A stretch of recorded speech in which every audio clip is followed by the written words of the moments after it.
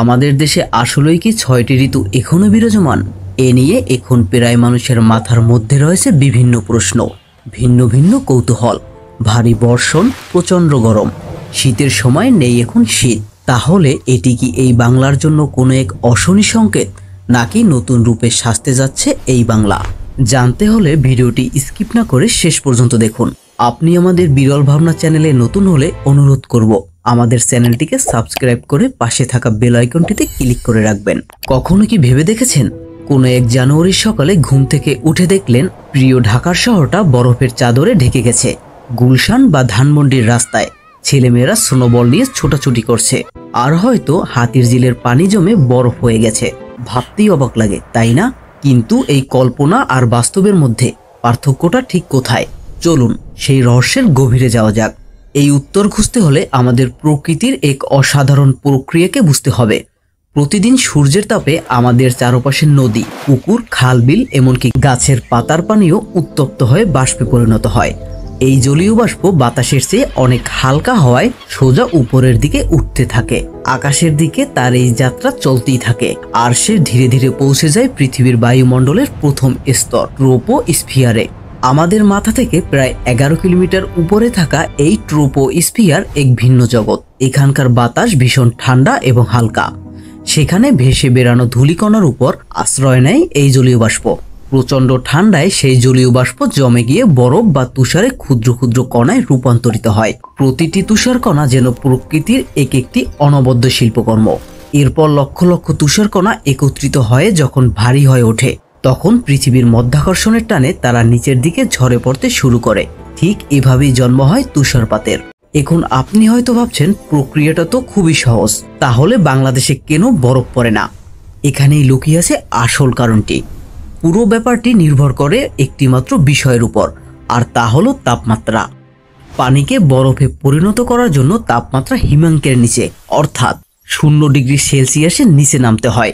Siberia, Canada বা ইউরোপের দেশগুলোতে শীতকালে তাপমাত্রা শুধু 0 হয়, বরং -10, 20 কিংবা 30 ডিগ্রিতেও নেমে যায়। তাই আকাশ থেকে ঝরে পড়া তুষারকণাগুলো মাটিতে পড়ার পরেও গলে যায় না, বরং জমে গিয়ে বরফের আস্তরণ তৈরি করে। এবার আসা যাক বাংলাদেশের কথায়। ভৌগোলিকভাবে বাংলাদেশ ক্রান্তীয় অঞ্চলে অবস্থিত হওয়ায় এখানকার জলবায়ু নাতিশীতোষ্ণ।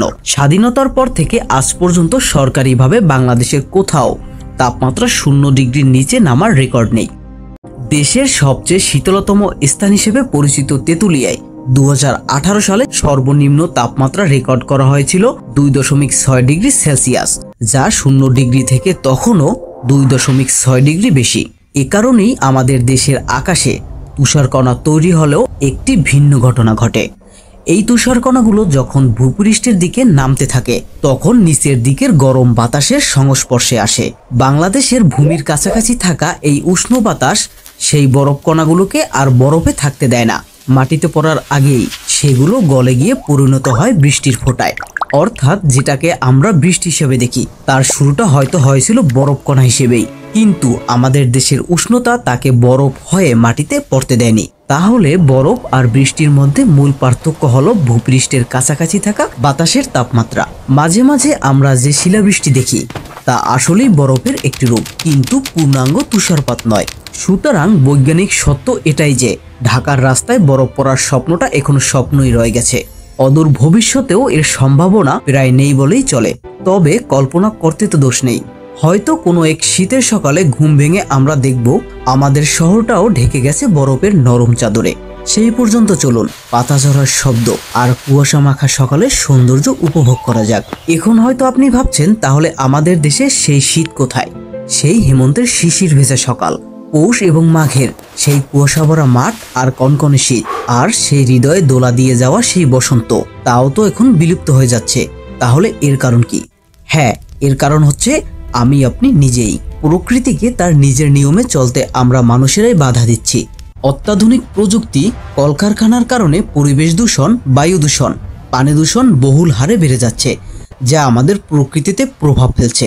তারই সাথে সাথে গাছপালা কাটা, বন সংরক্ষণ না করা হচ্ছে প্রধান কারণ। আর এইসবের কারণেই প্রকৃতি তার নিজের নিয়মে চলতে বাধাপ্রাপ্ত হচ্ছে। তাই আমরা সেই ঋতুগুলোকে আর খুঁজে পাচ্ছি না। আমাদের এই 6টি ঋতু নিয়ে যদি আরো বিস্তারিতভাবে জানতে চান তাহলে অবশ্যই কমেন্টে জানাবেন। আর ভিডিওটি ভালো লাগলে অবশ্যই চ্যানেলটিকে সাবস্ক্রাইব করে রাখবেন। ধন্যবাদ।